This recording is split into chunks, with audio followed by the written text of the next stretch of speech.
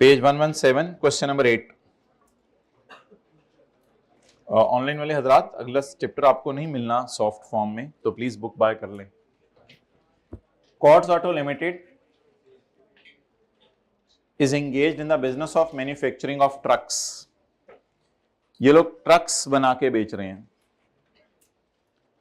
क्योंकि बहुत से कस्टमर्स ऐसे हैं जिनके पास पैसे नहीं होते ट्रक खरीदने के लिए। तो QAL ने सोचा है कि मैं लीज की फैसिलिटी शुरू कर दूं, लीज फाइनेंसिंग, यानी लीज पे चीजें देना शुरू कर दूं। QAL ने ये सोचा है टू इट्स कस्टमर। तो मुझे ये लग रहा है ये दो लाइनें पढ़ के कि ये बंदा ट्रक बना रहे और प्रोवाइड कर रहा है लीज फाइनेंसिंग फैसिलिटी। बल्कि नीचे उन्होंने ये भी लिखा हुआ है सोल्ड ट्रक्स ऑन लीज।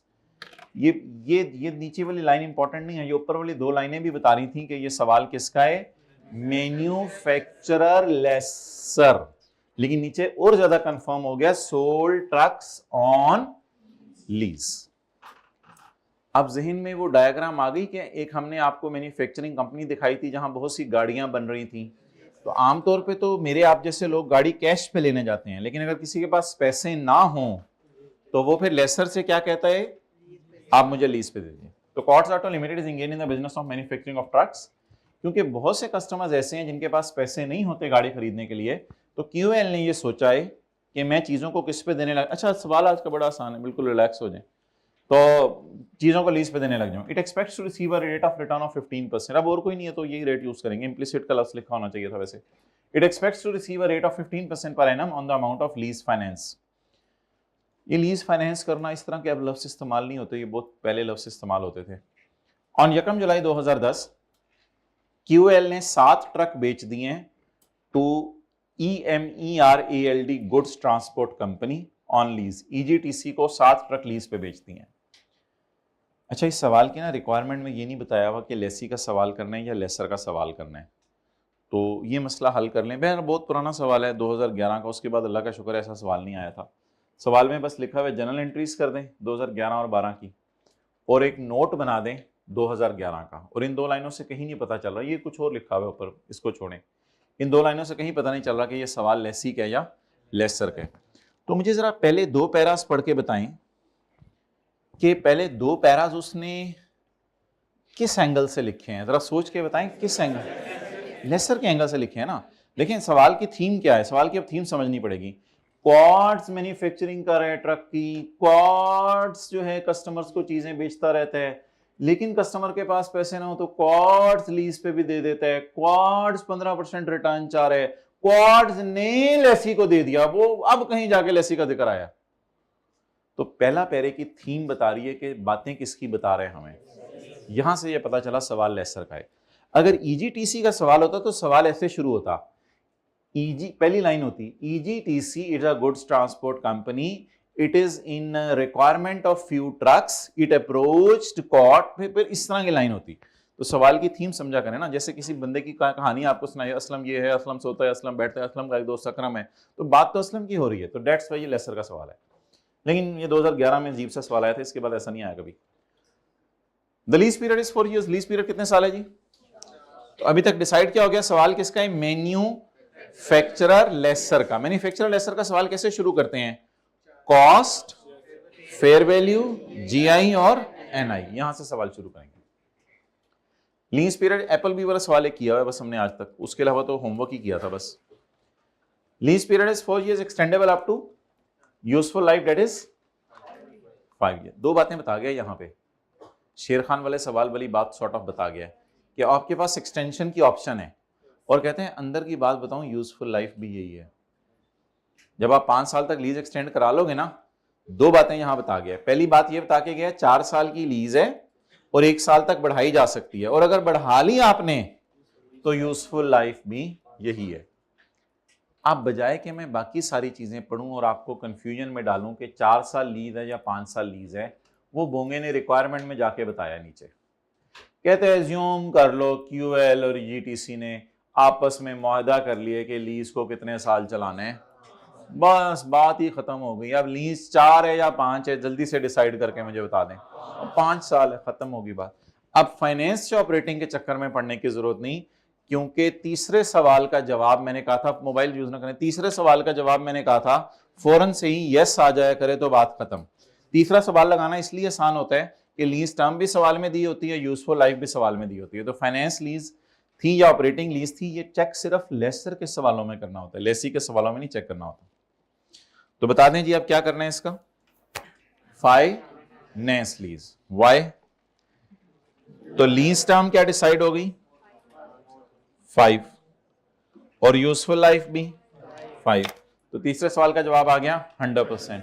तो इसका मतलब है लेसर ने फाइनेंस लीज की डेफिनेशन सुन लें, आज एक दफा आपको बताई थी। Finance lease is a lease in which significant risk and rewards are transferred to lessee. 5 साल उम्र है, 5 साल के लिए लेसी को दे दिया, तो फिर लेसर को चाहिए कि एसेट को किताबों में ना रखे। अब बताएं date installment principal interest balance का कॉलम बनाएंगे या डेट इंस्टॉलमेंट का कॉलम बनाएंगे? प्रिंसिपल इंटरेस्ट बैलेंस, 2 कॉलम नहीं 5 कॉलम बनाएंगे। अब इसमें डेटे में बार बार तंग करेगा, ये 4 साल का डेटा है, ये 5 साल का डेटा है, वो फिर इरेलेवेंट डेटा काटते जाइएगा और रेलेवेंट डेटे को देखते जाइएगा। ईजीटीसी ने गारंटी की है, ये गारंटी कौन सी है? 9 बजे वाली है, 10 बजे वाली है? अब 8 और 9 से बाहर निकले, 9 और 10 वाली बोला करें। ये 9 बजे वाली है, 10 बजे वाली है, यानी एग्रीमेंट वाली है या बाद में सोच वाली है? एग्रीमेंट वाली है। ईजीटीसी ने गारंटी की है 60,000 रुपया हर ट्रक के बदले। ये थोड़ा सा ध्यान रख लीजिएगा, कौन सी फिगर्स पर ट्रक है और कौन सी फिगर्स टोटल है, वो तो कोई इतना मसला नहीं इंशाल्लाह। ईजीटीसी ने गारंटी की है 60,000 रुपया फॉर ईच ट्रक, ट्रक 7 है, till the end of. However, there will be no guarantee अगर लीज कितनी चली गई। आप बता दें पहली लाइन मेरे लिए इंपॉर्टेंट है या दूसरी? पहली लाइन बिल्कुल मैं काट दूंगा, क्यों? क्योंकि हमने लीज लेके कितने साल जानी है? 5 साल। तो उन्होंने अहद कर ली है कि लीज 5 साल लेके जानी है, तो ये लाइन हम काट सकते हैं सिक्के वाली पेंसिल से पेपर में, इसकी आपको फायदा ही नहीं। और ईजीटीसी एंड पे ट्रक वापस कर जाएगा। अच्छा, इससे कोई फर्क नहीं पड़ता, वो तो जीआरवीज का मतलब ही ये होता है कि 5वें साल के एंड पे आके हम आपको ट्रक वापस कर देंगे। अब लेसर की मर्जी है, स्क्रैप करे या करे, या उसको कहीं से इतना सेट करा ले कि 2-4 महीने 6 महीने और किसी को किराए पे दे दे, वो तो एसेट की किस्मत है, यूजफुल लाइफ से भी ज्यादा फायदा दे जाए, वो फिर और बात है। बहरहाल हम ट्रक वापस कराएंगे एंड पे। जीआरवी का मतलब भी यही होता है, गारंटी लेते ही तब जब डर हो कि अगला ने मिसयूज करना है और एंड पे वापस करके जाना है। Lease rentals are 275 per annum and are payable in. तो अल्लाह का शुक्र है लीज रेंटल्स पर ट्रक नहीं है, लीज रेंटल्स उसने टोटल में दिए हैं। लेकिन जीआरवी सवाल में दे चुका है वो, जीआरवी 0। क्यों? गारंटी वुड लैप्स, यानी नो गारंटी। जीआरवी भी सवाल में आ गई, रेंटल भी सवाल में आ गए। Cost of each truck is 9 lakh. Material labour overhead लगा के क्वार्ट्स को कितने का ट्रक पड़ा है? 9 लाख रुपए का। ये क्या होता है? आउटराइट सेल में 13,50,000 का है ये। जो बंदा बाजार का हो, आम बंदा और थोड़ा अमीर बंदा हो जिसके पास पैसे हो, उसको हम कितने का ट्रक दे देते हैं? 13 लाख। कितने ट्रक? एक ट्रक। और एक ट्रक बनाया कितने का है और बेच कितने का देंगे? 13,50,000। ये कौन सी रेजिडुअल वैल्यू आ गई? Expected residual value. ये कौन सी रेजिडुअल वैल्यू आ गई? एक्सपेक्टेड। ये तो गारंटी थी ना, ये कौन सी रेजिडुअल वैल्यू आ गई? जो लेसर ने सोची, जो लेसर ने सोची। अच्छा, लेसर की आपको पता है ऐसे करते होते थे हम, एक्सपेक्टेड इधर लिखते थे, इसमें से जो गारंटी हो जाती थी उसको और जो नहीं गारंटी होती थी उसको। लेसर का ऐसे चलता है ना, लेसी का कुछ और चलता है, एक्सपेक्टेड टू बी पेड सोचते हैं। लेसी की ऐसे डायग्राम नहीं बनाते, लेसर की ऐसे डायग्राम बनाते हैं। एक दिन रिवीजन हुई थी परसों तरसों की क्लास में, आखिरी 20 मिनट, तो लेसर की डायग्राम हमेशा इस तरह बना लीजिएगा। Expected residual value at the end of 4th year. ठीक है, इस लाइन को इग्नोर कर देते हैं। Expected residual value at the end of, क्योंकि हमारी लीज कितने साल चलनी है? इज ₹1 लाख पर ट्रक या टोटल? ईच ट्रक, हर ट्रक की। तो बता दें जी एक्सपेक्टेड रेजिडुअल वैल्यू कितनी है? जल्दी बताएं। 1 लाख तो नहीं, 100 ही कर ले। 700 700। GRV is guarantee would lapse, balancing 700, तो गारंटी है ही नहीं, तो फिर सारी अनगारंटेड है। अगर जीआरवी वाले 9 ना लिखी होती तो जीआरवी 0 ही लेते ना, फिर एग्रीमेंट में तो कोई है नहीं। गारंटी तो हमेशा सवाल बताएगा। अगर जीआरवी ना लिखी होती तो ये सारी ही जीआरवी होती। नोट किया करें जरा खुले दिल से ये। लेकिन ये सारा सिनेरियो कब है? ये सारा सिनेरियो कब है? जब लीज टर्म कितने साल है? 5 साल है। तो 4 साल वाला भी बना लें, एक डायग्राम बना के देख लें, डायग्राम 4 साल वाली। फायदा क्या होगा उसका? उसको इग्नोर ही करना होगा। इग्नोर ही तो उसका कोई फायदा नहीं फिर 4 साल के एंड पे एक डायग्राम बनाने का। वैसे 4 साल के एंड पे तेरा वैल्यूज थोड़ी बेहतर होंगी क्योंकि एसेट अच्छी कंडीशन में होगा।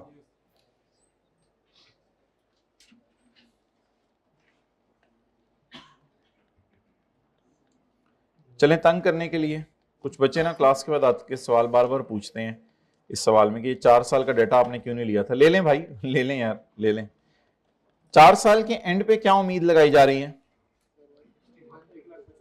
कि ट्रक की एक्सपेक्टेड रेजिडुअल वैल्यू क्या होगी? 1 लाख, और जीआरवी कितनी होगी? 60।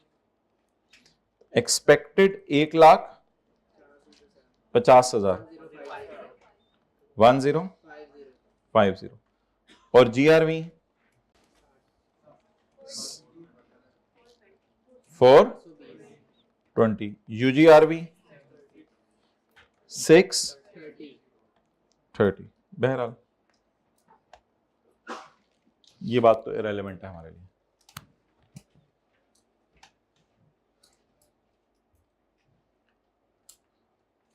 लेकिन अगर रीडिंग टाइम में रिक्वायरमेंट वगैरह डाल के पढ़ा होगा सवाल को तो फिर ये बात पता चल जाएगी कि लीज को 5 साल पे लेके जाना है, 4 साल पर नहीं।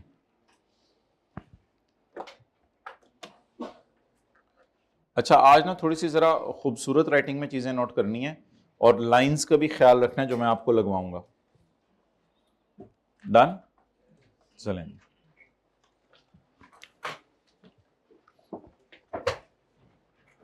वर्किंग नंबर 1,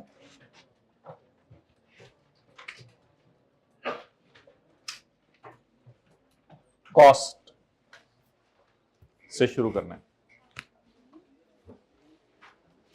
भाई रोजाना ही आ जाया करें, इस तरह ना किया करें। कॉस्ट बोलें। नहीं पता नहीं ये 9 लाख का पर ट्रक है या क्या है, मुझे तो ये भी नहीं पता। पर ट्रक है, ओहो। और ट्रक कितने बेचे हैं हमने? अच्छा, कुछ बच्चे ऐसे क्लास के बाद आके कहते हैं सर उसने लिखा हुआ सोल्ड 7 ट्रक्स और फिर लिख रहे हैं वापस भी आ जाएगा। भाई यही तो लीज है। अगर नॉर्मल कैश सेल होती फिर तो चीजें बेचने के बाद वापस नहीं आती। लीज में तो बस ये है तो है, बस अब बेच रहे हैं, बाद में वापस आएगी चीज। क्या करें अब? लीज पे दूसरे दिन ही क्लास में पढ़ लिया था, लीज 2 किस्म की है। कुछ में एसेट हमेशा के लिए उसको दे देते हैं अगर परचेज ऑप्शन हो, और अगर जीआरवी है तो वापस ले लेंगे। वो है अब लीज में इसी तरह। क्या करें? कॉस्ट कितनी है चीज की जी? 9 लाख जरा 7 ट्रक्स जी 60, ऊपर से बड़ा बड़ा करके लिख लीजिएगा रुपीज इन 1000, 6300 जी। My dear, fair value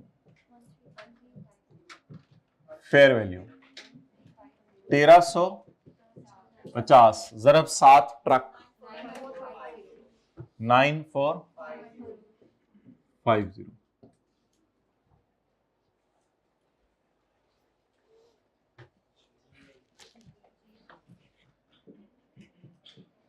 GI is equal to LP।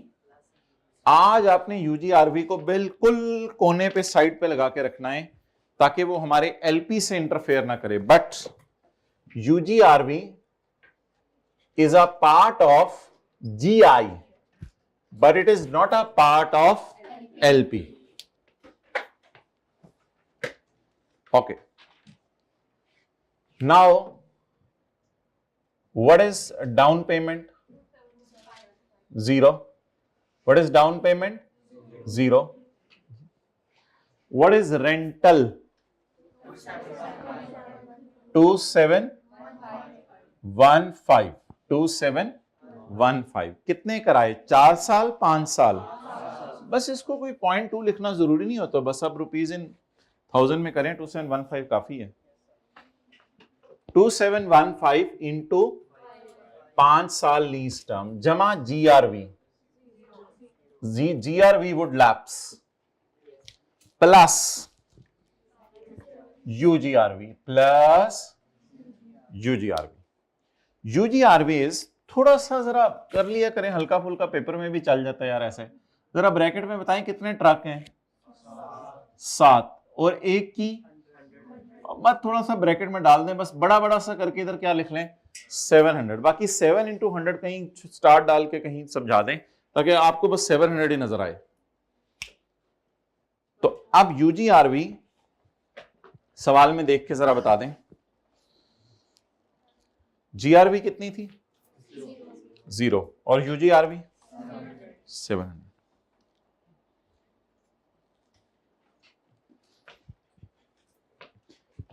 अच्छा, दोनों का ना अलग अलग टोटल बेशक करवा दें, अभी अभी ग्रैंड, इधर ग्रैंड भी चल जाएगा।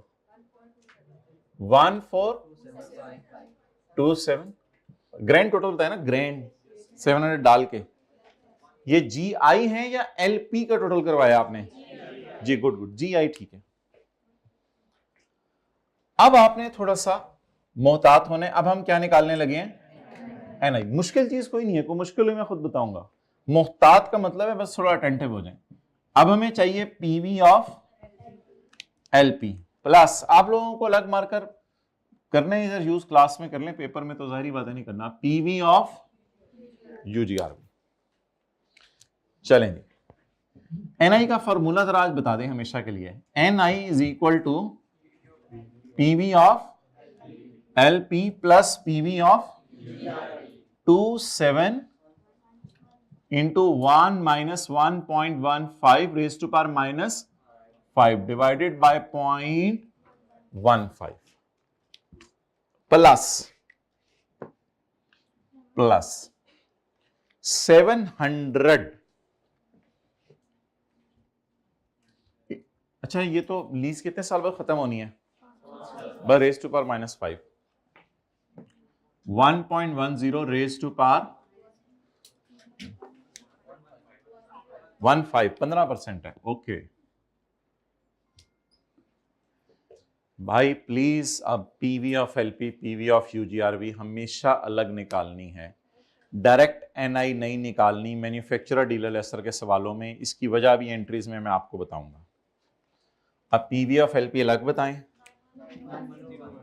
9101 348। PV of LP, PV of UGRV हमेशा अलग निकालेंगे मैन्युफैक्चरर डीलर लेसर के सवालों में। और एनआई आप टोटल जरूर बता दें, 9449। बाकी अगर नोट वगैरह मांगा हुआ है तो फिर इंटरेस्ट भी बना दें, क्योंकि अनअर्न्ड चाहिए होगा। अगर नोट नहीं मांगा हुआ तो बस फिर इंटरेस्ट की जरूरत, मांगा हुआ है फिर इंटरेस्ट भी बता दें। इसको वैसे अनअर्न्ड इंटरेस्ट ही कहते हैं, लेकिन ये अनअर्न्ड है ऑन यकम जुलाई। अभी तो लीज शुरू हुई है ना, तो लीज के पहले दिन तो सारा ही अनअर्न्ड है, अल्लाह का शुक्र है। लीज के पहले दिन तो कुछ भी अर्न नहीं हुआ, तो ओवरऑल अनअर्न्ड बता दें जीआई माइनस एनआई 4826। भाई कोई स्टिक मंगवाओ, वो पड़ी हुई है।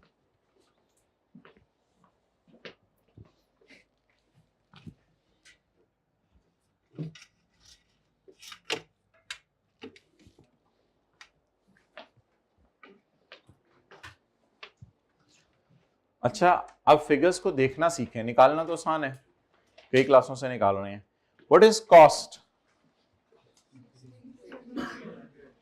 What is fair value? What is, अच्छा जीआई को कहीं नहीं लेके जाना होता, जीआई छोड़ें। What is PV of LP? What is PV of UGRV? 348। What is NI? It is cost, fair value. PV of LP PV of UGRV NI. अब जो फॉर्मूला बनता है ना वो बड़ा खूबसूरत फॉर्मूला है, इसके लिए आप आज सारे अटेंटिव हो जाएं। मुझे डेट बताएं क्या बन रही है? 1 जुलाई 2010।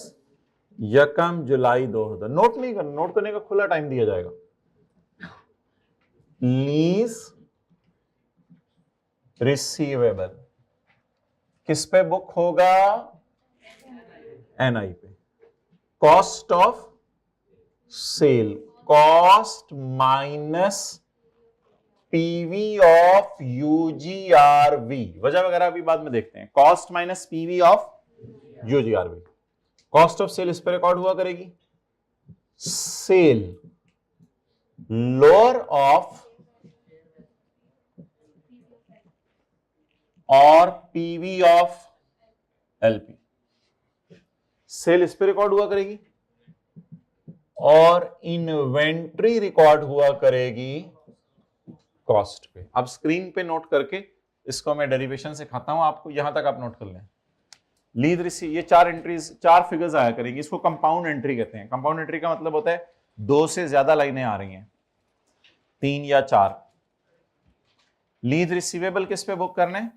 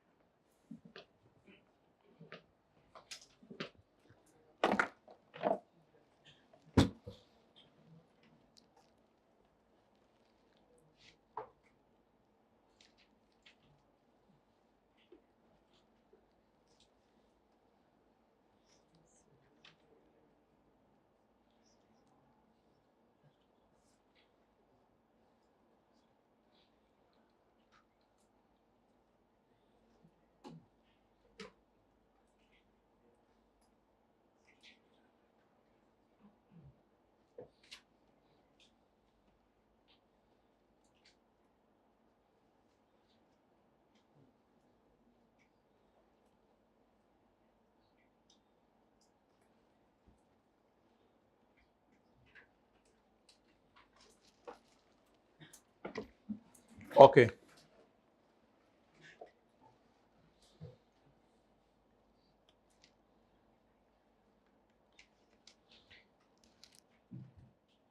बाद में नोट कर लीजिएगा। इधर देखें, लीज रिसीवेबल किस पे बुक करने? एनआई किसके बराबर होता है? ये आपने कुछ भी नोट नहीं करना, ये सिर्फ लॉजिक समझाने के लिए किया जा रहा है, जो कि लॉजिक समझना आपके लिए जरूरी है ही नहीं। आप समझ लें बस ये फॉर्मूला है जो याद करना है। जैसे E is equal to MC square के M के ऊपर पता नहीं क्यों नहीं स्क्वायर लगा हुआ, होगी वजह, जाहिर बात है। Cost minus PV of UGRV.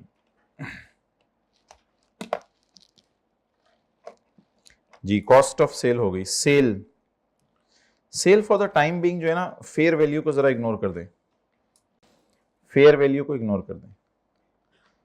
PV of LP और इन्वेंट्री, इन्वेंट्री कॉस्ट के अलावा किसी से क्रेडिट कर नहीं सकते क्योंकि इन्वेंट्री में डेबिट ही कॉस्ट हुई होती है। आप देख लें मैथमेटिकली फॉर्मूला टैली है।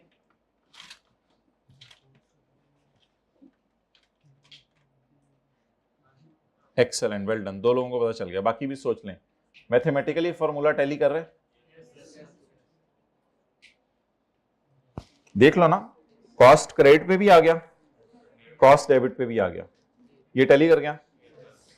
इधर पीवी ऑफ एलपी क्रेडिट पे आ रही है, इधर पीवी ऑफ एलपी डेबिट पे आ रही है, ये भी टैली कर गया।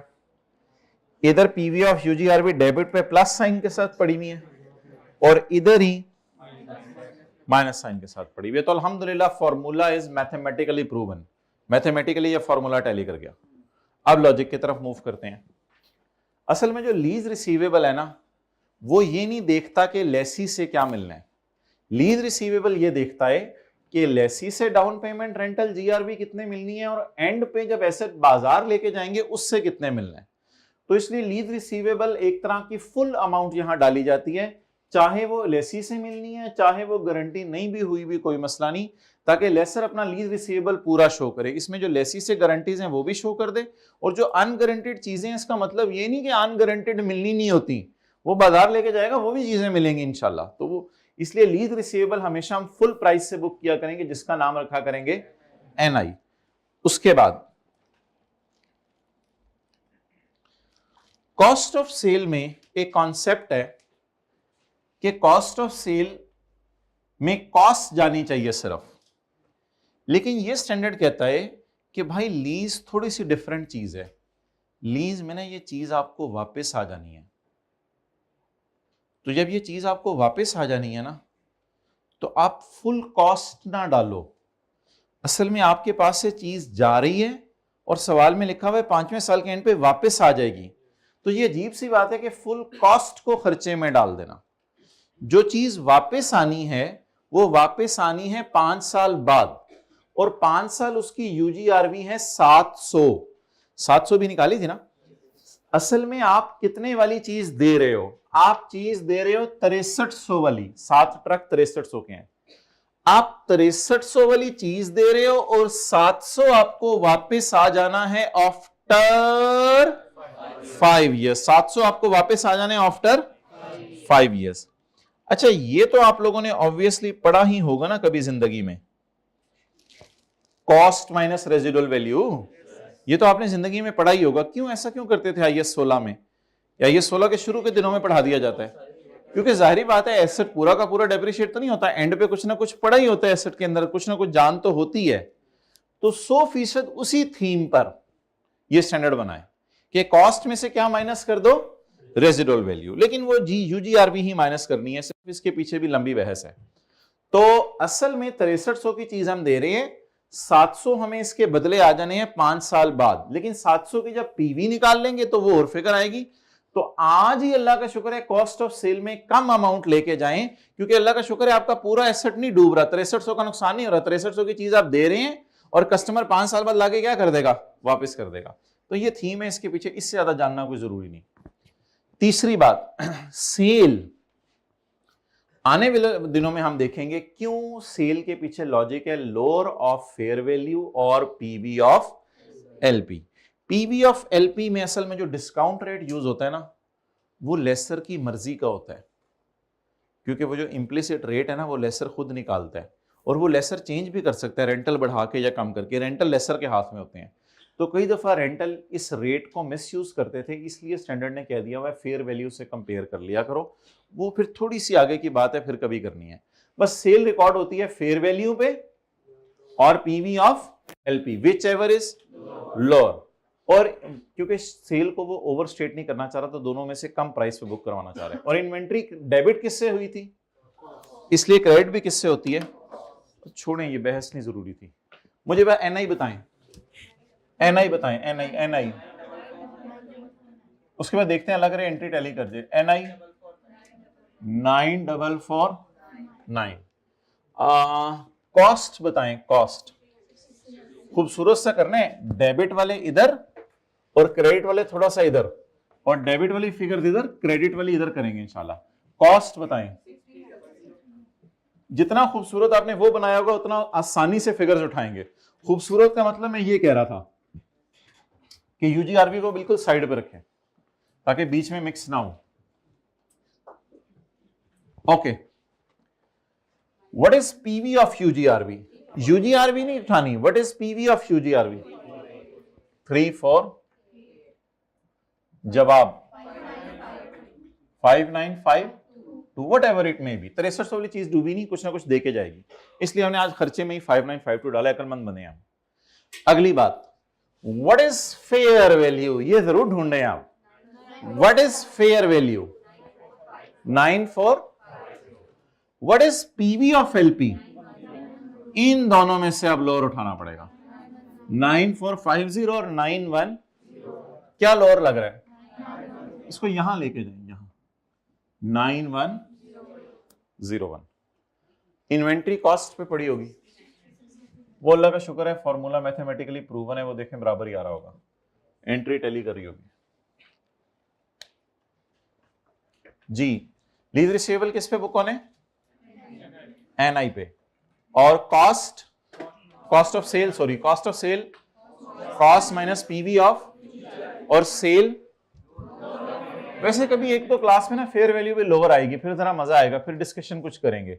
अभी थोड़े दिन तक PV of LP he lower आती रहेगी। तो लोअर क्या आया, फेयर वैल्यू या PV of LP, PV of LP. और इन्वेंट्री हमेशा किस पे बुक करनी है, कॉस्ट पे।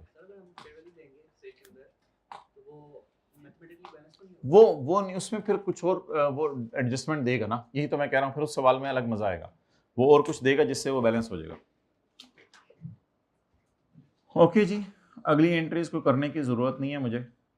अब आप लोग जो है वो ऐसा करें कि आपके सफ़े पे जगह खाली है, पिछले वाले सफ़े पे जगह खाली है, पिछले मीन्स के सफ़ा पलटने की जरूरत नहीं है, साथ ही सफ़े पे जगह खाली है। इधर एक क्वेश्चन है, ट्रैक्टर वाला है ट्रक वाला है, ट्रैक्टर वाला है, क्वेश्चन नंबर 7। आप अभी ऐसा कर दें, बस छोड़ें पर सारी चीजें, वो सवाल को उधर ही अपने हाल पे छोड़ दें, इधर ही किताब के ऊपर छोटा सा ना क्वेश्चन नंबर 7 में मुझे ये वाला कर दें, और ये पहली एंट्री करके दिखा दें जरा। ये होमवर्क का सवाल है लेकिन कर दें, चलें ट्राई करें, वर्किंग 1 और पहली एंट्री,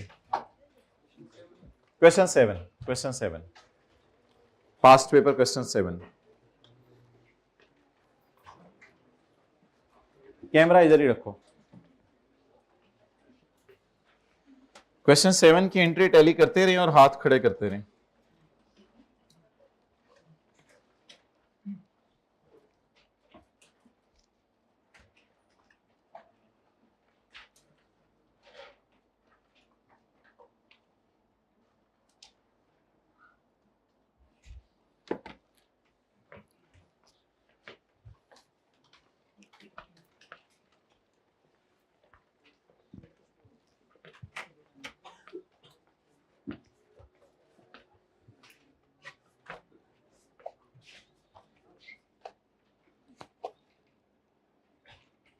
किधर है सवाल,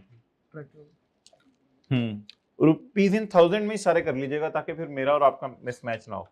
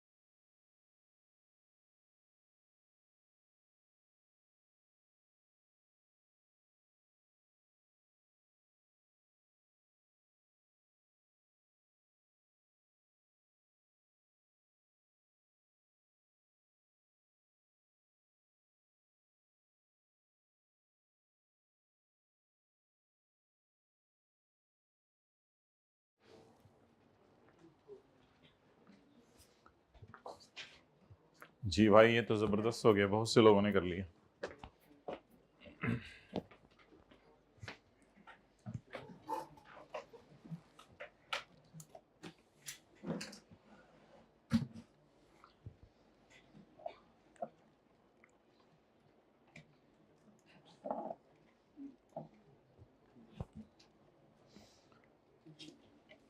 Shalimar Industries is engaged in the manufacturing of tractors. The tractors are sold on cash and finance lease basis.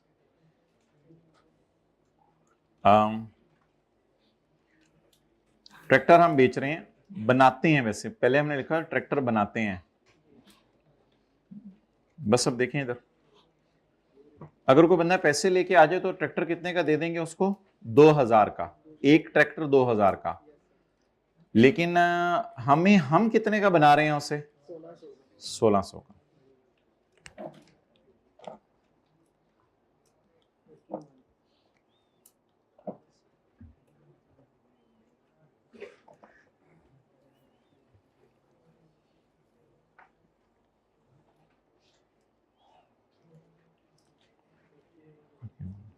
Ji cost 1600 into 10 tractor 16,000। Fair value, गलती से यहां सेल नहीं लिख देना, sale lower of fair value of PVF LP पे book होती है, इधर सेल का लफ्ज नहीं लिखना है, इधर फेयर वैल्यू का लफ्ज लिखना है। ये वर्किंग वन सवाल के डेटे को मैं आसान कर रहा हूं। 2 into 10 20,000। ऑन यकम जनवरी SI sold 10 tractors to Caravan Transport. Transport का काम है, उनको ट्रैक्टर चाहिए होंगे। लीज इंफॉर्मेशन है, the lease period is 4 years whereas useful life is 5 years। ठीक है, फिर भी फाइनेंस लीज ही है। यूजीआरबी, टोटल यूजीआरबी यानी पर ट्रक नहीं, total UGRB is 1000 and lease rentals are 637। ये भी टोटल है, ये भी पर ट्रक नहीं है। GI is equal to LP plus UGRB।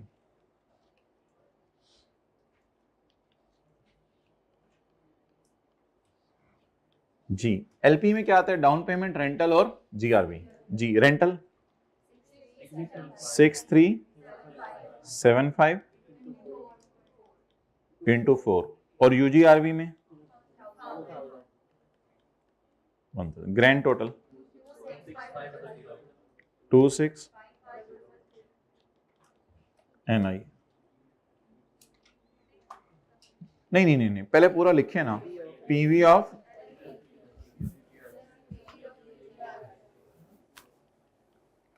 Plus PV of UGRB। जी PV ऑफ LP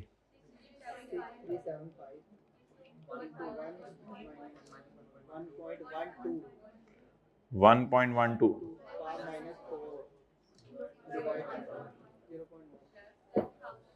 प्लस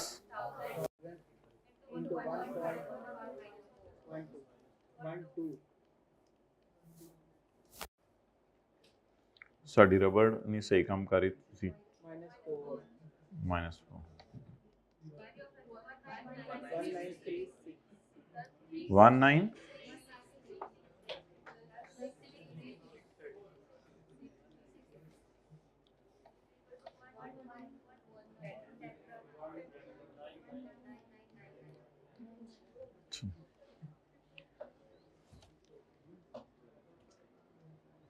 चलें यहां तक नोट कर लें।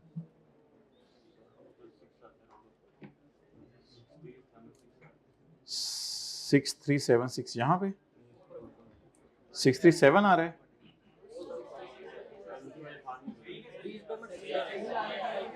अच्छा 6375 है, राउंड करके नहीं, ठीक है 75 ही रख लो यार, खैर। अच्छा ठीक है, चले कोई नहीं, जितना भी है इसमें हल्का फुल्का चलता है।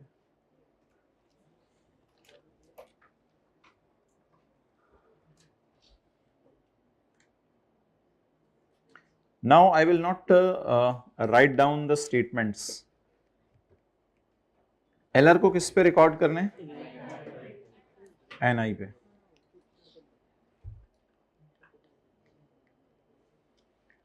Cost of cost minus PV of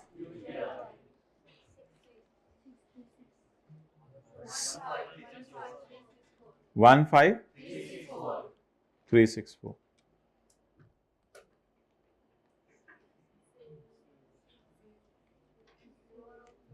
cell. ये कॉस्ट ऑफ सेल पर सितारा बना के सेल में दो चीजें हाईलाइट कर लेते हैं, यहां जरा ज्यादा मजा आएगा। Fair value, PV of LP. So what is lower?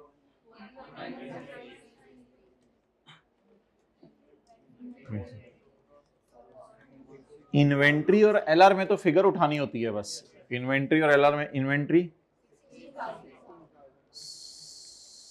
16, बाकी वो आई कैप की टेंशन है, एंट्री टैली कर जाया करेगी, वो आप छोड़ें उसको।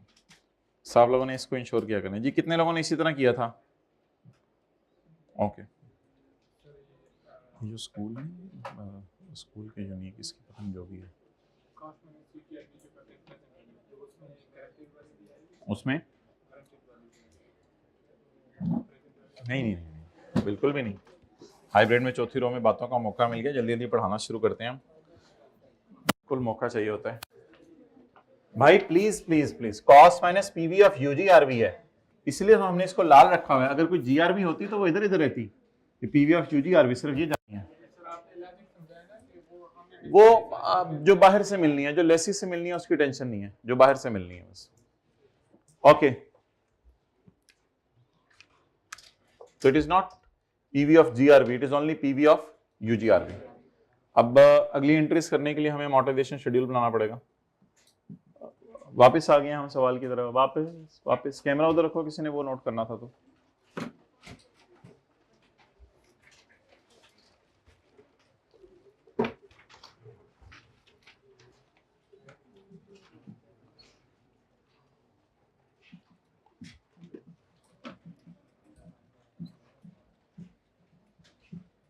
जी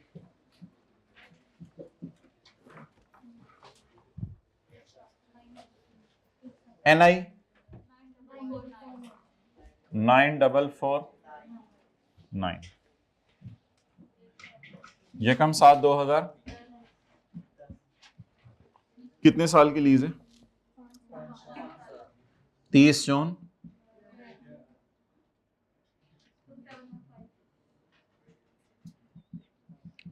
12 27 30 जून 13 30 जून 14 30 जून 15 2715 700 कौन सा, लाल मार्कर वाला या काले वाला? जीआरवी या यूजीआरवी? यूजीआरवी। ये कुछ बच्चों ने जज्बात में आके यहाँ लाल पॉइंटें भी रख दी हुई हैं जाते हुए। जमा 700 फीका।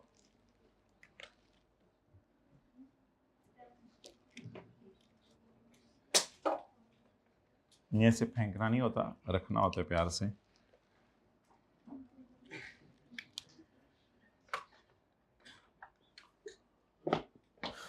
तो जन्नत में ही चीजें चल के आएंगी, अभी तो जाना पड़ेगा लेने के लिए। ये साथ वाला कोई नेका माल कर रहे हैं या नहीं? इसकी फिक्र कर लें, कुछ जो हल्की फुल्की गड़बड़ कभी किया करे तो मौके पे ना ऑपरेशन किया करें। स्टेटस लगा के भी रियलाइज ना कराया करें, बस अल्लाह से मांगा करें और कोई उसको अल्लाह की बड़ाई इतनी बयान करें वो खुद ही फिर।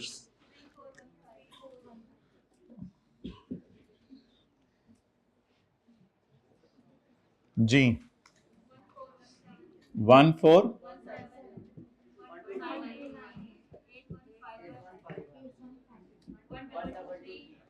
अच्छा जी, बस काफी है। अच्छा, यकम जुलाई 10 को आईडीसी की एंट्री, सेलिंग एक्सपेंस डेबिट और कैश क्रेडिट। कैच करें जरा, इस टॉपिक का एक कॉन्सेप्ट आपको समझाया जाने लगा। कैच करें।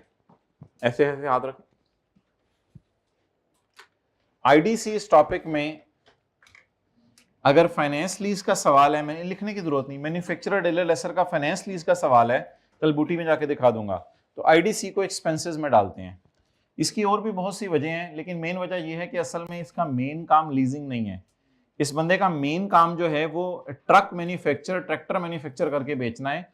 तो अगर कोई लॉयर वगैरह को पैसे दे रहे हो तो बेसिकली ये मेन डील सेल की है, इसलिए आईडीसी को इधर लोग एक्सपेंस में डालते हैं। बहरहाल मुख्तलिफ लोगों की मुख्तलिफ राय थी, स्टैंडर्ड ने डिसाइड कर दिया, हमने भी डिसाइड कर लिया कि बोले मैन्युफैक्चरर डीलर लेसर के सवालों में लिखने की जरूरत नहीं, मैन्युफैक्चरर डीलर लेसर के सवालों में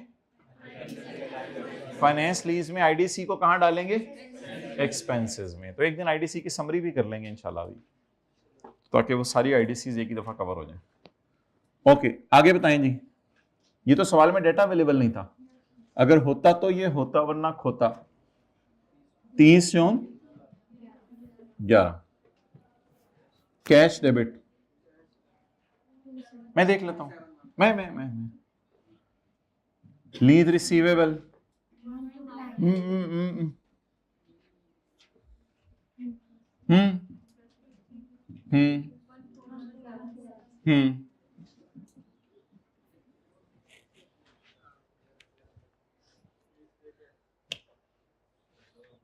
बस ठीक है। पहले की एंट्री मांगी हुई है, दूसरे की भी मांगी हुई है, दूसरे की भी मांगी हुई है, दूसरे की भी एंट्री कर देते हैं। 30/12 कैश डेबिट 2715 लीज रिसीवेबल 1, ओहो इतने भी बनाना पड़ेगा, 1,9 की करना है एदा एंट्री चे, एदा 4 पाना दे दसो, लेकिन वो नोट में ये करंट पोर्शन में जाएगा ना, तो 200। आप लोगों को ये जवाब देना चाहिए था कि नोट भी आगे आ रहा है, हम उसकी तैयारी करें, डंके की चोट पे जवाब दिया करें। 5, 9 डंके की चोट पर अदब से जवाब दिया करें जी। Lease receivable 1,4 interest 1,223।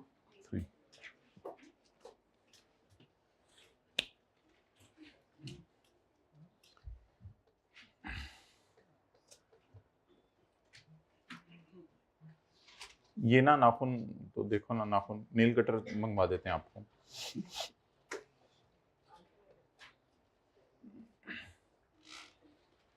भाई फिजिकल पढ़े हैं, जो मसले मसाइल हों वो चलते फिरते क्लास के बाद आके डिस्कस कर लिया करें मेरे से। अब हर बच्चा कोई मैसेज करना लगेगा व्हाट्सएप पे जाके, फिर मुश्किल हो जाएगा इस तरह एंटरटेन करना। हाँ कोई चीज़ मेरी तरफ से भूल गई हो वो जरूर याद करा दिया करें। और दूसरी बात ये कि क्या कहते हैं, अभी को मैसेज आया होता ऑल रोड्स इन लाहौर और ब्लॉक, तो ऑल तो नहीं, लेकिन इंशाल्लाह ऑनलाइन अपलोड कर देते हैं इंशाल्लाह, लेकिन ऑल तो नहीं। अच्छा जी, अब नोट बना दें 30/11 का। अच्छा एक मिनट, एक बड़ी इंपॉर्टेंट चीज, 2 साल का P&L जरा बनवा दें, 2 साल का P&L। अच्छा अब एक ब्लंडर नहीं मारना आप लोगों ने पेपर में कि ग्रॉस प्रॉफिट होता है इसका। जो ब्लंडर मारेंगे वो ये करेंगे, ग्रॉस प्रॉफिट को लेंगे fair value minus cost, fair value minus cost नहीं, gross profit. Gross profit is sale minus, तो अगर एंट्री पेपर में नहीं मांगी हुई तो फिर भी वर्किंग में जाके सेल कॉस्ट ऑफ सेल निकालनी पड़ेगी, और कोई हल नहीं है। तो पहली वाली जनरल एंट्री से ग्रॉस प्रॉफिट निकालेंगे तो सही निकलेगा, वर्किंग 1 नहीं आपको ग्रॉस प्रॉफिट दे सकती। तो ग्रॉस प्रॉफिट और इंटरेस्ट इनकम। एक एमसीक्यू मैंने आपको भी दिखाया था, वो मैंने आपको पढ़ाया तो नहीं था, लेकिन किसकी नजर पड़ गई थी कि क्या लेसर ने सेलिंग प्रॉफिट को डिस्क्लोज करना होता है, ये नजर पड़ी थी किसी की? एक एमसीक्यू भी मैंने दिखाया था। तो याद रखिएगा, मैन्युफैक्चरर डीलर लेसर ने सेलिंग प्रॉफिट को भी शो करना होता है। सेलिंग प्रॉफिट का नाम होता है ग्रॉस प्रॉफिट। वो आमतौर पे दोनों को नेट करके ही हम दिखा देते होते हैं पेपर में, इसका नाम सेलिंग प्रॉफिट रख देते होते हैं। तो P&L में पिछले साल का कौन सा है? 11, और हमारा साल 12। पहले मुझे सेलिंग प्रॉफिट बता दें। सेलिंग प्रॉफिट, सेल ना sale 9101। Cost of sale 5952। Sale minus cost of sale 3149 जी। इंटरेस्ट इनकम 1417 और 1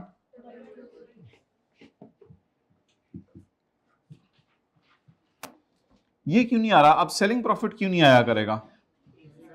ऐसा कोई सवाल आ सकता है ना पेपर में कि सेलिंग प्रॉफिट कितने साल P&L में जाएगा? सिर्फ एक दफा। और इंटरेस्ट इनकम 5 साल तक P&L में जाती रहेगी।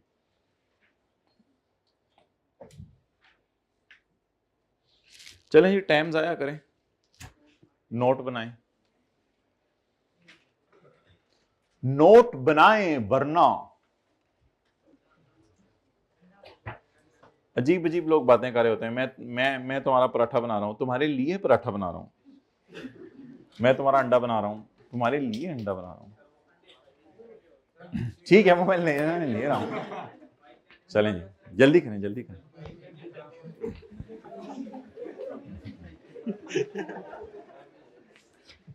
भाई क्लास से निकाला भी जा सकता है, please try to be in class. जी मोहतरम, आप लोग करें जल्दी, नोट बनाएं। अंडे कोई नहीं जी, गरम करा लेंगे। जस्ट स्मेल तो खूबसूरत आ रही है ना बॉयल एग्स? नहीं अच्छा जी, कितने कितने कितने का भाई?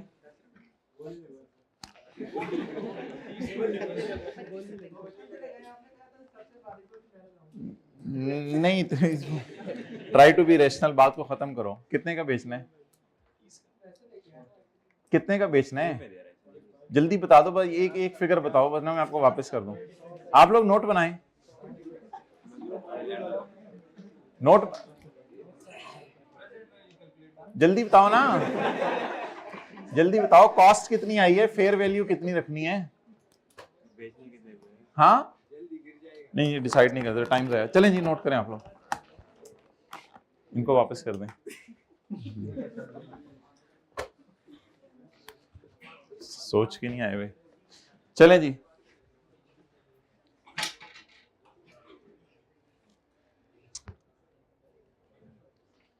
डन।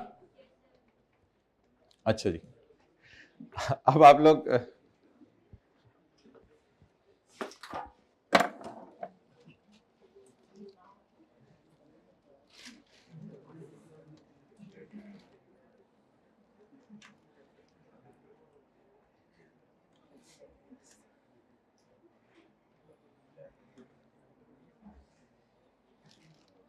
हो गया माय डियर? ईयर एंड बताएं, कंपनी का नाम? Company X. लो जी, कंपनी एक्स की ऐसी आदत पड़ी लोगों को कि क्वार्ट्स का भी नाम कंपनी एक्स रख दिया। क्वार्ट्स वाले परेशान हैं। QAL, notes to the financial statement for year ended June 30, 2011। Finance lease, अंग्रेजी मैच्योरिटी। मैच्योरिटी एनालिसिस में रेंटल और GRV डाल दीजिएगा, रेंटल और GRV डाल दीजिएगा, बस UGRV ना डालिएगा। हमारे साल की पेमेंट के नीचे लाइन लगा 30/11 के 1 2 less than 1 1 to 2 2 to 3 3 to 4।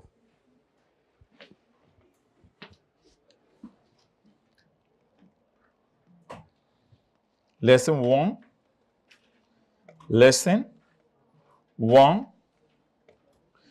1 to 2 2 to 3 3 to 4 2715 2715 2715 2715 108 60 7.3 TLR,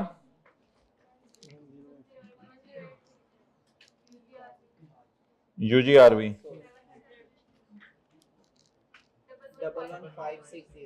1160, GI, IG भी यही होता है, IG, GI, IG। वो तो अब जमाना बदल गया, वो आरियां की हो गया है, वो जमाना बदल, पहले अच्छा जमाना होता था, IG, GI, शोर भी अच्छे होते थे जमाने में। अच्छा जी,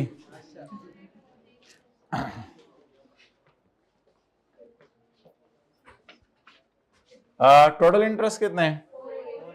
4826 माइनस अर्नड कितने हैं? 1417।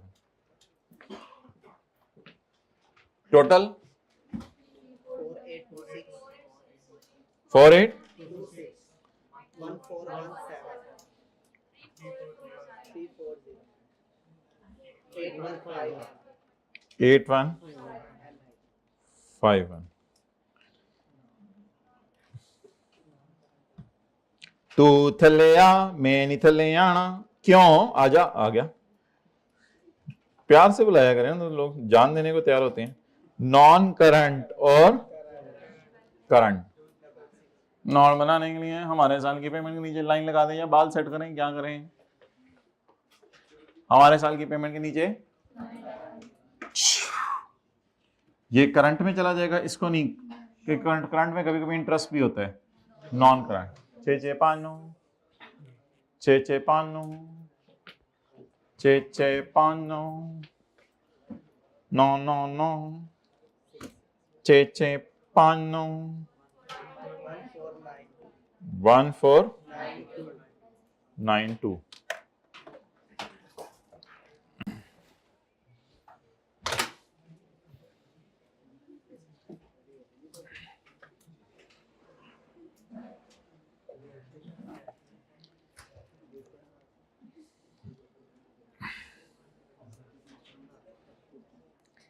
एक साहब आए एक दफ़ा, सरमजद भट्टी साहब, उस वक्त प्रिंसिपल साहब हमारे प्रिंसिपल रूम में नहीं थे। वो साहब बैठ गए, उनके पास कोई एक दो बात की, फिर मुझे कहते हैं कि वो कहते हैं कोई बंदा बता दें इधर, मैंने उससे कोई बात करनी है।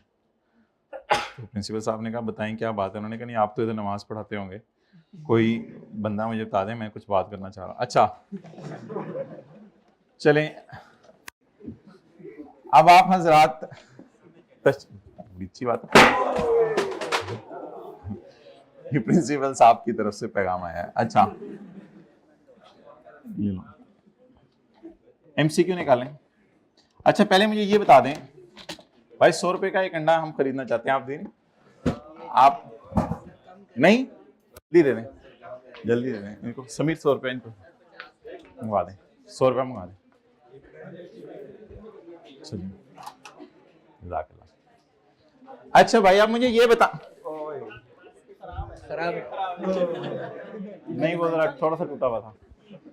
अब आप मुझे ये बता दें कि पहले एक चीज बता दें कि मैन्युफैक्चरर डीलर लेसर जो है वो कौन सा रेट यूज करता है? मैन्युफैक्चरर डीलर, हाथ खड़ा करके, हाथ खड़ा करके, मैन्युफैक्चरर डीलर लेसर कौन सा, एक मिनट, हाथ खड़ा करके जी, मैन्युफैक्चरर डीलर लेसर कौन सा रेट यूज करता है?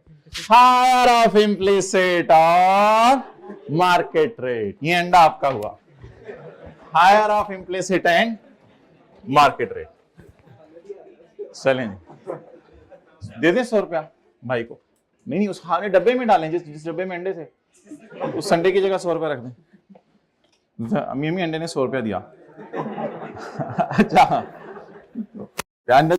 हमारे जमाने में नहीं अम्मी, ये वो बचपन में ना, बेटा दांत रख दो डाल के तकिए के नीचे, परी पैसे दे जाएगी।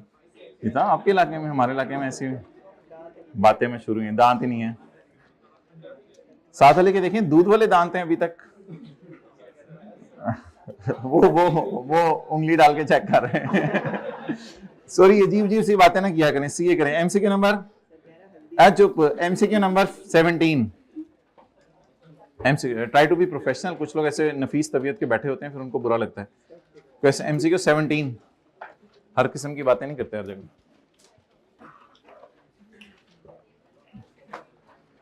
कामिल लिमिटेड इज इंगेज्ड, अल्हम्दुलिल्लाह,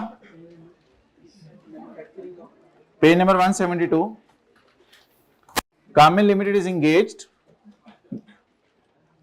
alhamdulillah, Camel Limited is engaged in the manufacturing of plants.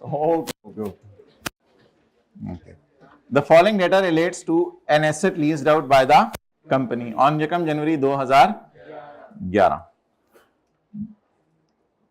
अच्छा जी बताएं, कहां से पता चल रहा मैन्युफैक्चरर लेसर का सवाल है? Manufacturing of leased out. इस तरह हमने ढूंढा करने ये सवाल सिंपल लेसर के या मैन्युफैक्चरर लेसर के। जो मैन्युफैक्चरर लेसर के सवाल होते थे ना, वो इस तरह होते थे, following data relates to assets leased by company. Simple lessor के सवाल इस तरह होते थे, उनमें नहीं लिखा होता था ये मैन्युफैक्चरर या डीलर है, लेकिन इन सवालों में एक लाइन पहले भी लिखी होती है, जो हो सकता है आपके टाइम में नीचे जाके लिखी हो कि ही इज मैन्युफैक्चरर। तो एक लाइन और ढूंढनी है कि ही इज मैन्युफैक्चरर या डीलर। अच्छा, वैसे ना लोग कहते हैं इस सवाल में एक और चीज भी है, अगर आप ना पकड़ सकें, कि कॉस्ट और फेयर वैल्यू अलग अलग दी होती है। ये भी एक बहुत बड़ी इंडिकेशन है जिससे पता चल जाता है ये लीज कौन सी है। ऑपरेटिंग फाइनेंस अलग डिस्कशन है, जिससे ये पता चल जाता है ये लीज कौन सी है, मैन्युफैक्चरर, डीलर, लेसर की। और वर्किंग वन में कितनी चीजें आनी है? 4, कॉस्ट, फेयर वैल्यू, GI/NI। चलें जी, बिस्मिल्लाहिर्रहमानिर्रहीम। कॉस्ट बताएं जी, आप लोग कर लें, मैं आपको 1 मिनट दे रहा हूं।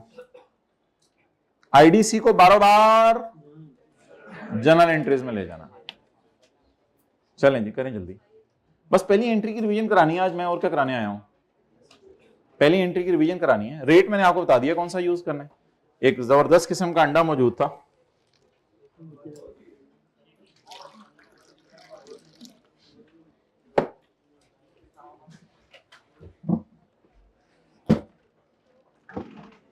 जल्दी करें जनरल एंट्री। बोतल पर आलो भाईजान, बोतल पर आलो, बोतल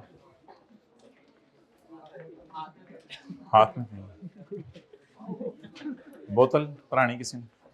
भाई जल्दी करो ना, कॉस्ट फेयर वैल्यू निकालो।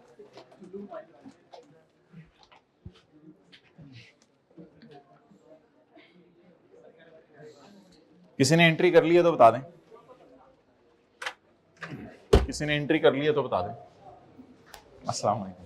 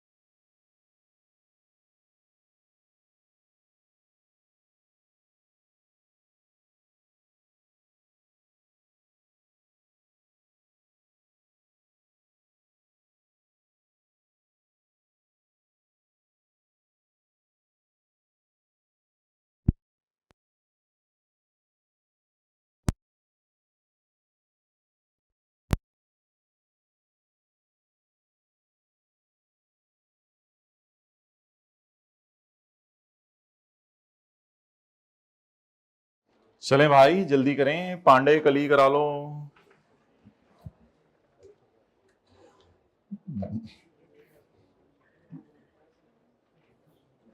मुंह पे चपेट लगा लो। सॉरी, इस तरह नहीं बोलते, चलो करो, मारना भी नहीं था। तुसी नीचा ले लो, अल्हम्दुलिल्लाह बोलो भाई, अल्लाह का शुक्र करो। जो बेचारे सोफिस्टिकेटेड बनने की कोशिश करते हैं, छींक मार के एक्सक्यूज मी कहते हैं, लेकिन अक्लमंद लोग तो अल्हम्दुलिल्लाह कहते हैं। अल्हम्दुलिल्लाह बोलना होता है, एक्सक्यूज मी नहीं बोल। Cost 200, fair value 100, 240, GI, LP plus UGRV पुत्र LP किन्नी रांटल 40,000 लीज टाम 7 साल लुट। अच्छा इसमें ना फाइनेंस ऑपरेटिंग के टेस्ट वैसे नहीं लग सकते, वैसे लग सकता है वो जो पीवी ऑफ एलपी को फेयर वैल्यू आप डिवाइड करेंगे तो पता चल जाएगा फाइनेंस लीज है, लेकिन नीचे उसने नेट इन्वेस्टमेंट मांगी हुई, ये होती ही फाइनेंस लीज में है। ओ ऐसे भी सोचना होता है, हर लीज को सोचना होता है फाइनेंस ऑपरेटिंग है सर, ऐसा तो ना किया करें, बता दिया करें तो भाई हर लीज को सोचना है फाइनेंस ऑपरेटिंग है, लूटो मची नहीं है इधर। वो तो नीचे उसने रिक्वायरमेंट नेट इन्वेस्टमेंट डाल दी, इस वजह से ये फाइनेंस ही होगी, लेकिन सोचा तो करें ना, ऐसे ना किया करें। 40 into 7 plus 2 guy 2 40 into 7 280 plus 2 282 नहीं आई।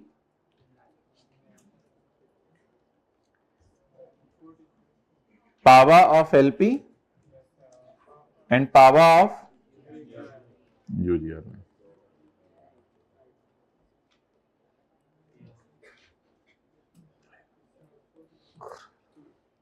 अच्छा बताएं। 40 इंटू 1 माइनस 1 पॉइंट, हाँ सॉरी, इंटरेस्ट रेट जो कोट की है इसको इम्प्लिसिट रेट कहते हैं, लेकिन मार्केट का रेट क्या चल रहा है। So while solving the question of manufacturer और dealer lessor we will use, ये लाइन में जो मर्जी लिखो इससे कोई फर्क नहीं पड़ता, कस्टमर को अट्रैक्ट करने के लिए और ये और वो, इसके छोड़ें। मुझे बता दें इन दोनों में से हायर रेट कौन सा है, 7%। हाइब्रिड में तीसरी रो में देखें कोई सो रहा है, कोई मोबाइल इस्तेमाल कर रहे हैं तो मजे लगे हुए हैं, ना कोई रोकने वाला ना पूछने वाला, मौजा ही मौजा। ऐसे होना चाहिए बंदा, जरा सुकून से जाके कहीं बैठ जाए, घर वाले समझ रहा हूँ पढ़ रहे हैं। 1.07 raise to power minus 7 divided by जोमा 2 इंटू -7। ग्रैंड टोटल बता रहे हैं 216 प्लस 1.2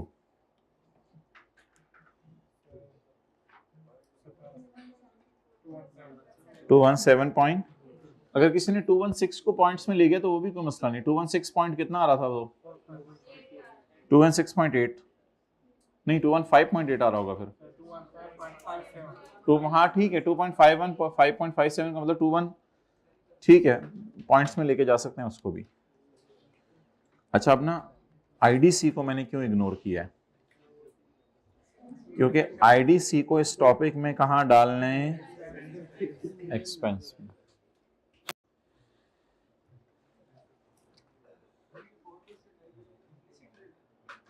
हाँ ये इम्प्लिसिट रेट है, असल में कोट का मतलब है कि लेसर ने उसको ये रेट बताया है, तो इसके साथ इम्प्लिसिट रेट अक्सर वो लिख देता है, वरना नहीं लिखेगा तो जो ये रेट होगा इम्प्लिसिट ही होगा। फिर कभी कभी डिजायर्ड रेट लिखता है, कई दफा कोट करता है, यानी जो लीज में रेट उसने कोट किया अगले को बताया है वो इम्प्लिसिट ही होता है।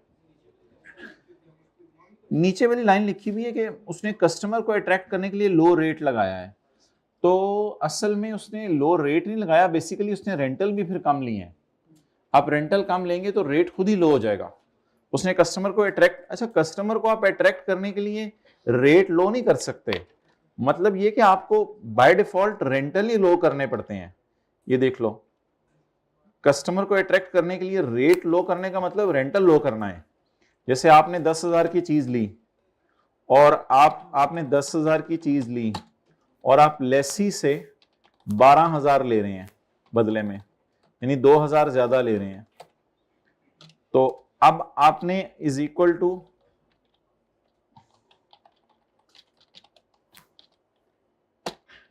अब आपका इंटरेस्ट रेट 10% आ रहा है 9.7। अब अगर आपने उससे अट्रैक्ट करने के लिए लो रेट लेने हैं तो आपको रेंटल लो करने पड़ेंगे। आपको रेंटल लो करने पड़ेंगे। तो रेट लो करने का मतलब है आपने रेंटल लो करके ले लिए, बस से कोई फर्क नहीं पड़ता। तो बस वो कह रहे हैं कस्टमर को अट्रैक्ट करने के लिए मैंने मार्केट से कम रेट लिया, मार्केट में 7% रेट है लेकिन मैंने जो है वो रेट दूसरा ले लिया। ठीक है, मर्जी है यार तुम्हारी, हम क्या करें। हमें कुछ और सीखा हुआ है, हमने ये सीखा हुआ है कि जब भी मैन्युफैक्चरर डीलर लेसर का सवाल आएगा तो रेट कौन सा यूज करेंगे, हायर ऑफ। अच्छा, हर चीज को मिक्स नहीं करना। जर्नल एंट्री में सेल बुक होनी है, लोअर ऑफ फेयर वैल्यू और पीवी ऑफ एलपी, वो अलग डिस्कशन है, लेकिन सवाल में रेट कौन सा यूज होना है, हायर। इस वजह से हमने 7% यूज किया था जी। LR 217.2,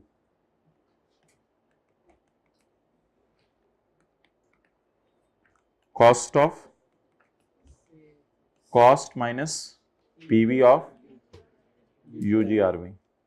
बड़ा जानबूझ के वो यूजीआरवी देते हैं इन सवालों में ताकि बच्चे को तंग करे। कॉस्ट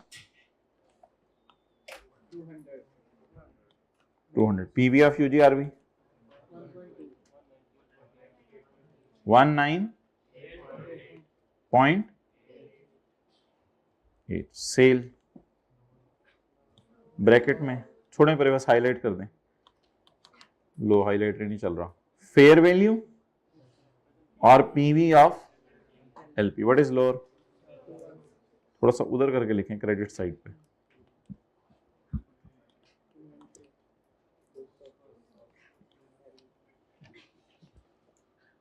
अब जापा जीपी बता दें, sale minus cost of sale. लेकिन सवाल ने क्या पूछा हुआ है, एनआई कितनी है, यकम जनवरी 11 की पूछी है, यकम जनवरी 11 की 217.2। अच्छा, अब एंट्री मारे एक्सपेंस वाली, एक्सपेंस डेबिट कैश क्रेडिट। हाँ शुक्र है आज के सवाल में क्या आ गई, 7 आईडीसी। तो मैन्युफैक्चरर डीलर लेसर के सवालों में जब लीज कौन सी होती है, फाइनेंस, तो क्या करना होता है, आईडीसी को एक्सपेंस में डालना होता है।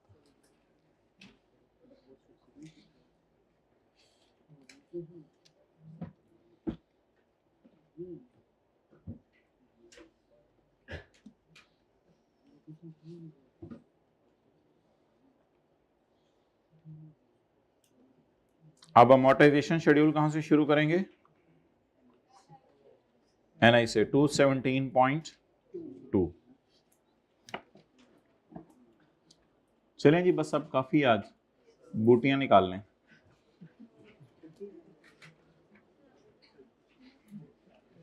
देखिए कितने खुश हो जाते हैं आप लोग कि मुझे मेरी फिक्र कर रहे हैं, नहीं खुश होते, ठीक है।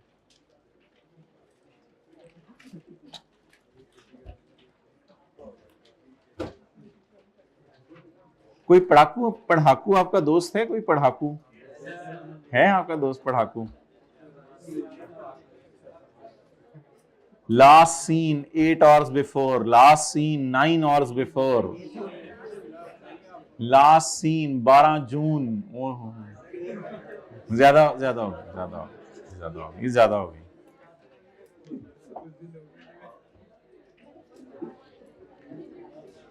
आ जाए जी पेज नंबर 34 पे, पेज नंबर 44 पे।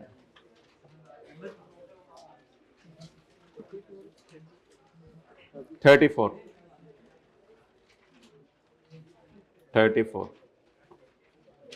अच्छा, एक तो थे लेसी के सवाल, बॉल पॉइंट से खुरक ना करो सर में, एक तो थे लेसी के सवाल और दूसरे जो थे वो लेसी के रिकॉग्निशन एग्जेम्पशंस थी। इसके बाद जो है वो हाइब्रिड में चौथी रो में बातें करते हुए फाइनेंस लीज थी। लेसर की कौन सी लीज थी, फाइनेंस लीज। और फिर लेसर की फाइनेंस लीज की आईडीसी अभी तक अड़ी हुई है दिमाग में, वो कभी करेंगे। और कौन सी थी, ऑपरेटिंग लीज। अच्छा, ये जो हमने आज सवाल किया है ये जरा पेज 36 पे निकालें, 36 जो हमने किया है पास पेपर का क्वेश्चन नंबर 8, 7, MCQ नंबर 17, ये जो हमने आज सवाल किए हैं, सवाल लिखवा देना इसलिए जरूरी होता है कि बाद में कल आप कभी आके कहें कि ये इसमें ये क्या किया हुआ है, नहीं ये कराया था। ओ अच्छा, वैसे डीलर लेसर के सवाल में अगर ये वाली एंट्री आप पहले कर भी दें तो कोई मसला नहीं है, क्योंकि डीलर बाजार से चीजें खरीदता है। लेकिन मैन्युफैक्चरर के सवाल में ये एंट्री बिल्कुल भी ना किया करें, इन्वेंट्री डेबिट कैश क्रेडिट, क्योंकि वो बनाता है, खरीदता नहीं है। शायद एक ये भाई मुझे बता रहे थे उस दिन, माशाल्लाह ये सोल्यूशन देख के उसमें गलतियां भी निकालते हैं, अल्लाह इनको जज़ाए खैर दें। डीलर लेसर के सवाल में एक दिन उन्होंने सवाल में बताया था कि ये एंट्री भी शायद हुई भी है, आपने मुझे ये बताया था ये एंट्री भी हुई भी है डीलर के सवाल में। तो डीलर बनाता है या बाजार से खरीदता है? बाजार से। डीलरशिप की दुकानें होती है ना, बाजार से चीज खरीद के हम लोगों को देते हैं। तो डीलर के सवाल में अगर आपने ये एंट्री करनी है तो कर भी दे, मैंने वैसे तो काटी हुई है, लेकिन मैन्युफैक्चरर के सवाल में ना कीजिएगा, क्योंकि मैन्युफैक्चरर 2-3 घंटे में चीज नहीं बनाता, कई दिनों में लगा के बनाता है, तो डेट फिर नहीं लिख सकेंगे हम इसके साथ। तो इन्वेंट्री किस पे रिकॉर्ड हुई होगी किताबों में? कॉस्ट पे। ये एंट्री हुई होगी लेकिन करने की जरूरत नहीं है। LR को किस पे रिकॉर्ड करना है? कॉस्ट ऑफ सेल को, सेल को, इन्वेंट्री को, IDC को कहां डालने हैं? सेलिंग एक्सपेंस में। अच्छा, P&L में अब सेलिंग एक्सपेंस भी आएगा IDC का। ये आज के सवाल में हमने P&L नहीं बनाया MCQ 17 का। अगर P&L बनाते तो बस इन सफों पे ग्रिप होना, मैं कह बूटियों को गले लगा के सो जाया करें। तो सेलिंग प्रॉफिट आएगा P&L में, और इंटरेस्ट इनकम आएगी, और सेलिंग और बैलेंस शीट में note same as finance lease of simple lessor. Note में कोई चेंज नहीं आई, अल्लाह का शुक्र है, नोट में कोई चेंज नहीं आई। बस ये दो चीजें हाईलाइट करनी पड़ेंगी ना, सेलिंग प्रॉफिट आया और IDC आई है, वो इनकम के तौर पे, ये खर्चे के तौर पे। और सवाल कहां से शुरू होगा? Amortisation schedule NI। अगर ओनरशिप ट्रांसफर होनी है तो, अगर नहीं होनी तो, लेकिन IDC बार बार कहां जाएगी? IDC का वर्किंग 1-2 से कोई ताल्लुक नहीं है, IDC का वर्किंग 1-2 से कोई ताल्लुक नहीं है। पेनल्टीज को भी डाल दिया करें आप लोग, अगर रीजनेबली सर्टन हो कि टर्मिनेट होना है। लेकिन ये याद रखिएगा, NI निकालते हुए हमेशा जो रेट यूज करना है, मार्केट रेट और विच एवर इज।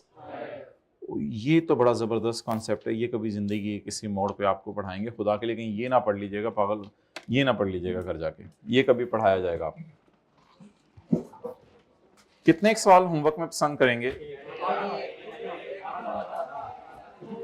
अच्छा, पीछे वाला होमवर्क भी रहता है कुछ?